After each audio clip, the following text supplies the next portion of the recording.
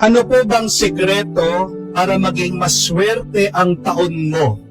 Nagdidepende daw po ang swerte natin sa ating ihahanda ngayong bagong taon. Kaya ang tanong ko po, anong handa nyo? Kung gusto nyo daw po maswerte, ito po ang tandaan nyo pag kayo ay maghahanda para sa bagong taon. Una, huwag daw po kayong maghahanda ng pagkain na may 4 na paa. Bakit? Tatakbo ang swerte mo. Huwag din po kayong maghahanda ng manok o itik. Bakit? Lilipad ang swerte. Huwag din daw po kayong maghahanda ng seafood, isda, o hipon, o pusit. Bakit? Lalangoy ang swerte. Huwag din po kayong maghahanda ng noodles, ng spaghetti, pansit. Bakit? Hahaba daw po ang problema niyo. Huwag po kayong maghahanda ng mga bilog-bilog. Hindi po totoo yung dapat meron kang 12 na prutas. Bakit? Gugulong ang swerte alabas sa bahay niyo. Huwag po kayong maghahanda ng matamis. Bakit? Magkaka-diabetes po kayo. Paano po maging maswerte sa susunod na taon? Huwag kayong maghanda. Hindi nakatipid ka. May pera ka pa. Amen? Alam ko po, concern natin ang mga napakaraming pamahiin para tayo maging maswerte. Pero sa totoo lang, hindi totoo ang swerte. Walang swerte. Ang kasabihan nga, ang tao ang gumagawa ng swerte niya. Amen? But to be biblical, hanapin mo man ang swerte sa Biblia, wala yan. You cannot find the word luck in the Bible. What is mentioned in the Bible is God's favor, God's blessing. Kaya nga, yun yung tanong paano ba maging mapalad sa susunod na taon? Wala yan sa iyong ihahanda, wala yan sa iyong isusuot, wala yan sa iyong gagawin ngayong bagong taon. Pero ang pagiging mapalad ay makikita mo sa iyong pagpili, sa iyong desisyon. So instead of 12 lucky fruits, I leave to you 7 decisions to make your life more blessed for the coming year. Tandaan niyo po, mas maganda isulat niyo, i-memorize niyo. Number 1, decide to serve the Lord. The greatest commandment is to love the Lord with all your heart, with all your soul, with all your strength. That is the greatest commandment. Seek first the kingdom of God and everything will be given to you besides. Hindi ka pagpapalain kung wala ang Diyos sa iyong buhay. Amen? If you don't serve God, if you do not love God, then you will serve evil. Then you will love the evil one. Tandaan niyo po, hindi ka uunlad kung hindi mo paglilingkuran at mamahalin ang Diyos. Anong ibig sabihin ng unlad? UNLAD, unahin natin lagi ang Diyos. Gusto mong manguna sa buhay, unahin mo muna ang Diyos. Magkakaroon ka lang kung uunahin mo paglingkuran at mahalin ang Diyos. Serve the Lord.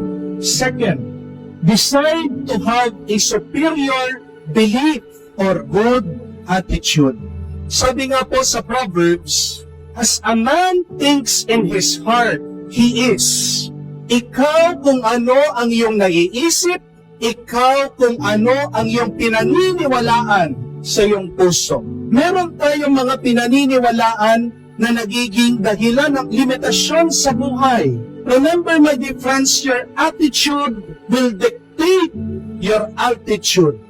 Ang layo ng iyong buhay ay nag-uumpisa sa iyong pag-uugali. Kung maganda ang iyong mga paniniwala, ang iyong pag-uugali, mararanasan mong susunod na taon ay parang langit. Pero di ba pag masama ang iyong naiisip, masama ang iyong mga paniniwala, nabubuhay ka na sa impyerno. Amen? Kanina po merong bumisita sa akin. Nakita ko yung t-shirt nila. Napakaganda. Sabi, refuse to lose. Ang ganda po, no?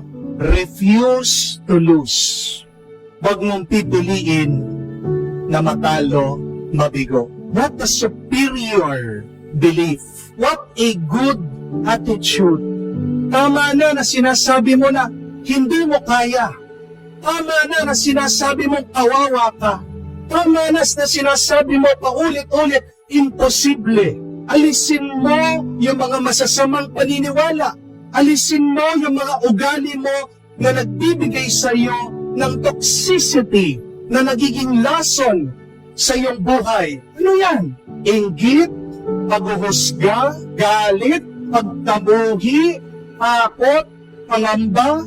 What are those things that destroys your mind? What are those things that do not help you to grow, to develop?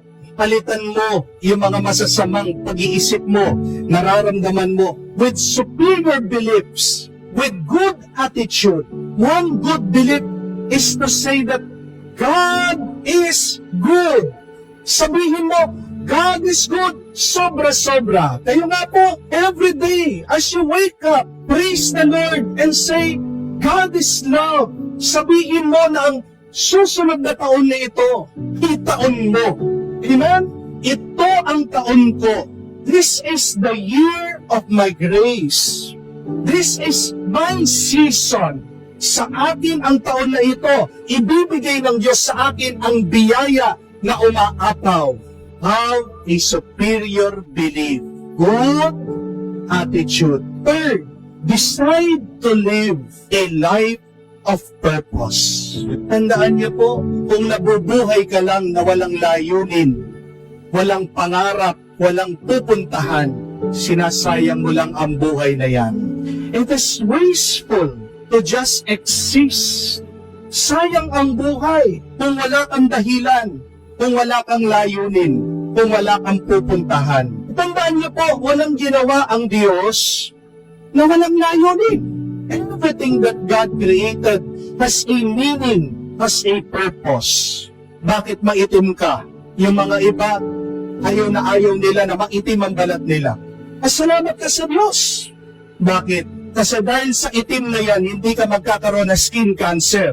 Yung pang itim, protection natin sa init ng araw. Pero hindi natin ma-realize yun. Bakit isa ang puso ng tao para isa lang ang mahalin mo? Kaya tignan mo, dalawang minamahal mo, nakakasakit ka ng tao, at ikaw, nasasaktan. Amen? Bakit ang tao, ginawa ng Diyos dalawang mata, dalawang tenga, isang bibig? There is a purpose there. Para mas marami pa sana ang iyong pagtingin, para sana mas makinig ka, kaysa dun sa ikaw nagsasalita. Pero baliktad tayo Marami pang pagsasalita natin, kaysa dun sa tinitignan natin mga tao, pinapakinggan at inuunawaan. Kaya tingnan niyo po, kung ano nangyayari sa ating buhay, nagkakagulo-gulo dahil sa mga chismoso-chismosa. Amen? May dahilan ang Diyos sa lahat ng kanyang ginawa sa iyong buhay. Yung mga walang silbi, inaalis ng Diyos. Diba sabi nga ni Jesus, ang sanga na walang bunga, puputulin. Ang halaman na hindi namumunga, aalisin. So that is the challenge, my dear friends. Discover your purpose, your meaning here in life. Bakit ka buhay? Dahil may mission pa na pinapagawa ang Diyos sa iyo. Alam niyo po, nakakahaba sa buhay ng tao, yung layunin niya. Pag meron pang purpose, pag meron pang meaning, kahulugan ang buhay ng isang tao, meron siya lakas. May namit po akong 84 years old na babae, lola. Tinatanong ko, lola, ano sikreto, bakit ang haba po ng buhay niyo? Father, nag-aalaga pa po ako ng apo. Ayun. Tingnan niyo na po, pag nakakakita ka pa ng dahilan para tumayo, magising, mabuhay, bibigyan ka ng lakas ng Diyos. So ask yourself, why are you still alive? Bakit pa rin ba ako buhay? Ano pa ang pinapagawa ng Diyos sa akin sa susunod na taon? Para bigyan ka niya ng blessing, kailangan sabihin mo muna sa Diyos, ano ang iyong gagawin? Purpose in life. That is the third. Fourth, decide to be healthy and have a long life. Long life.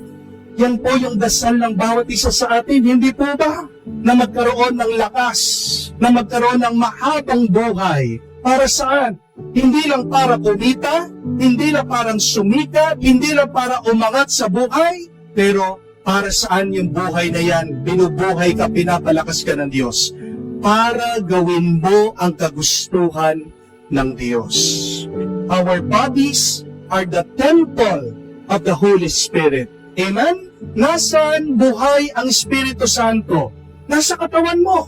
Pinagpapala ka ng Diyos. Pero dapat ingatan mo ang templong ito. Napakarami po ngayon.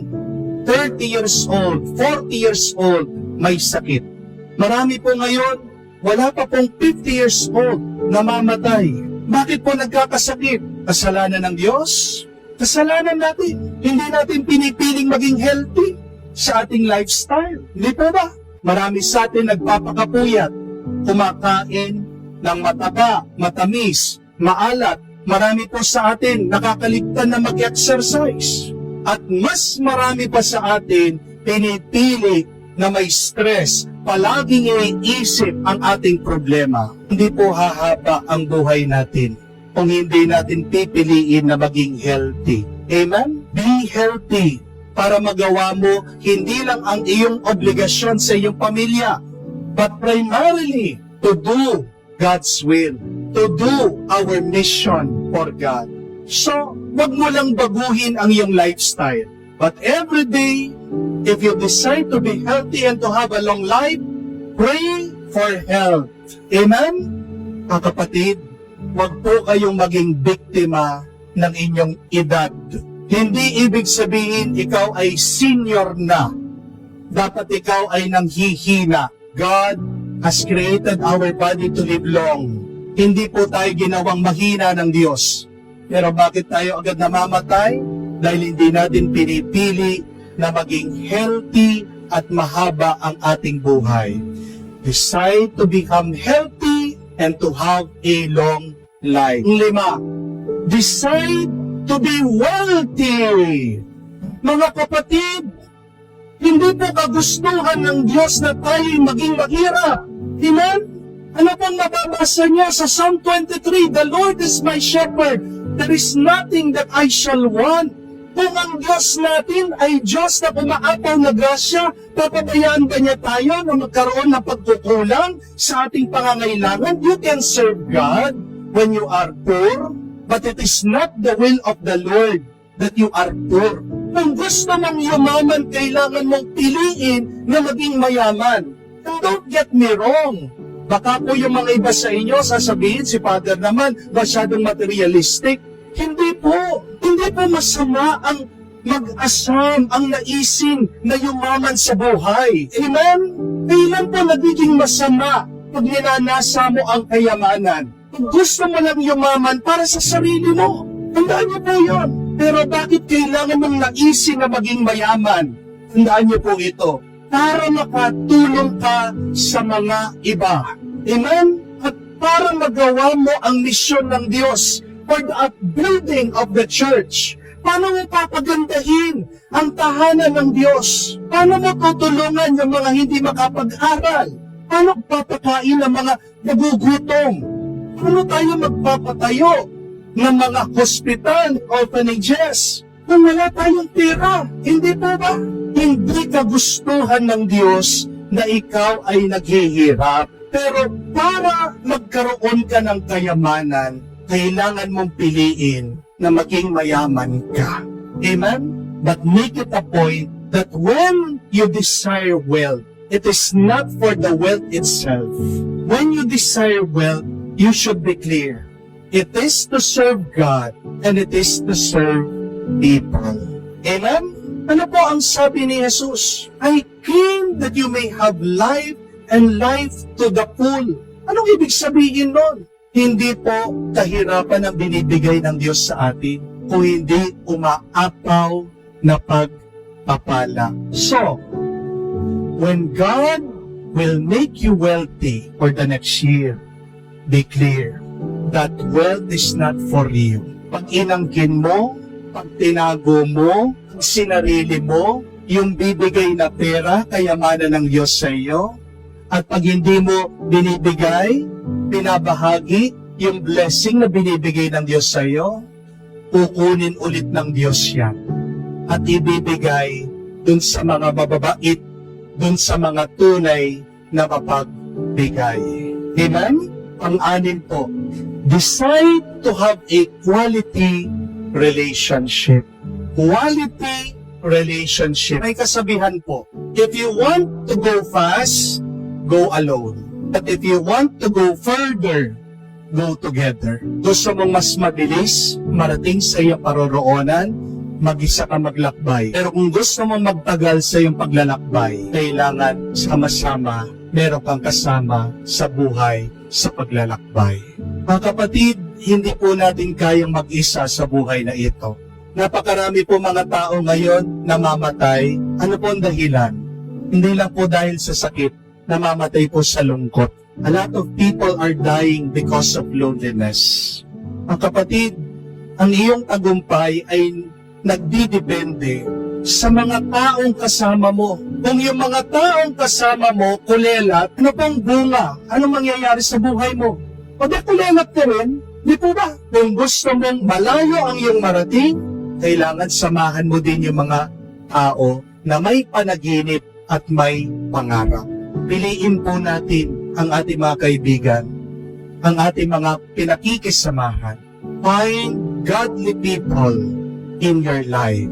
Amen? Because godly people will also bless you. Pero pag sinasamahan mo mga tao na mabisyo, mga tao na tinasayang ang kanilang oras, ano ang mangyayari sa iyong buhay?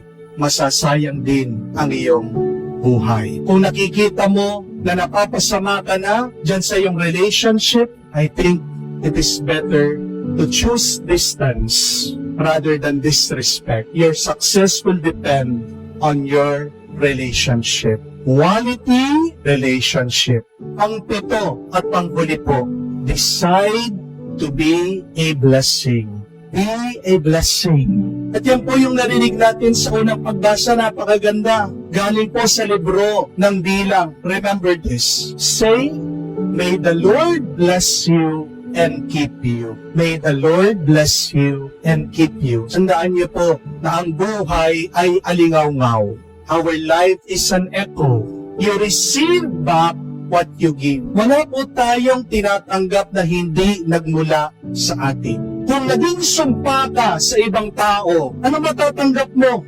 Sumpa. Pero kung ikaw ay naging pagpapala sa ibang tao, pagpapala din ang matatanggap mo. Do not get tired blessing people. Even if you do not feel blessed, do not stop blessing people. Even if it seems that no blessing comes your way. Dahil pag dumating ang pagpapala ng Diyos sa iyong buhay, mabibigla ka. Gumising ka araw-araw, isipin mo, kaya ginising ka ng Diyos, dahil gagawin ka niya, gagamitin ka niya, instrumento sa ibang tao. Hindi mo alam na dahil sa iyo, meron kang napapangiti. Amen? Hindi mo alam dahil sa iyo, meron taong umaasa at lumalaban pa rin. Amen? Dahil sa iyo, meron tumitingala, meron pa rin nangangarap, meron pa rin nagpapatuloy. Kaya wag na wag kang susuko. Amen? Be a blessing with your life every day as you wake up. Alam ko po, napakarami po sa atin na gumagawa ng New Year's resolution. Pero ano po nangyayari sa ating mga resolution? Mga pangako na napapako, ginagawa natin ang ating mga resolution, hindi naman po natutupad. Bakit hindi niya po subukan? Instead of a New Year's resolution, try to have a New Year's decision. Ito po ito. Number 1, decide to serve God. Number 2, decide to have superior beliefs, good attitude. Number 3, decide to have a purpose meaning in your life. Number 4, decide to be healthy, long life. Number 5, decide to be wealthy. Amen? Number 6, decide to have good relationships. And number 7, decide to be a blessing to others. 7 po, kung hindi nyo man ma-perfect yung 7, kahit isa lang. At ano yung isa na dapat unahin? Yung unang-una. Basta't sumunod ka sa Diyos, minahal mong Diyos, pinaglingkuran mo ng Diyos, ang Diyos na ang bahala sa iyo.